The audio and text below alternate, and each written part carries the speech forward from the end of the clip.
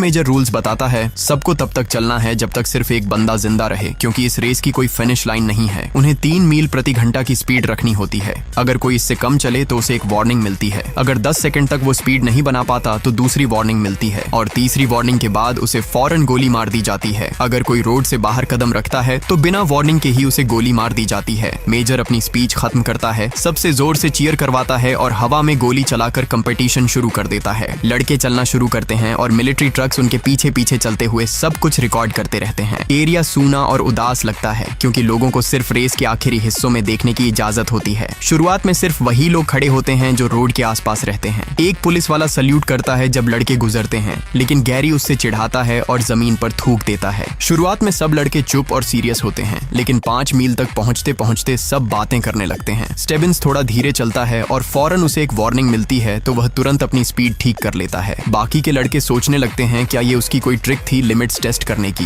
Gary के जूते में एक पत्थर चुभ जाता है तो वह रुक जाता है और फौज तुरंत उसे वार्निंग्स देने लगती है। तीसरी वार्निंग के बाद एक सोल्जर गोली चलाने ही वाला होता है, लेकिन गैरी लास्ट मोमेंट में जूता वापस पहनकर चलना शुरू कर देता है। बाकी सब उसे बेवकूफ कहते हैं, पर गैरी कहता है कि उसने ये थोड़ा आराम मिलने के लिए किया। माइल 7 तक सब लोग इनाम के बारे में बातें करने लगते हैं। आर्थर कहता है कि वो सिर्फ पैसे के लिए आया है, लेकिन रे कहता है कि पैसे से ज्यादा जरूरी और चीजें होती हैं। सब उसकी बात पे शक करते हैं तो रे गुस्से में सिस्टम के खिलाफ बोलना शुरू करता है। वो कहता है कि सरकार उन्हें दिखाती है जैसे वो अपनी मर्जी से वॉलंटियर बन रहे हैं, लेकिन असल में सिस्टम ने उन्हें इतना गरीब और मजबूर कर दिया है कि उनके पास कोई दूसरा रास्ता ही नहीं बचा।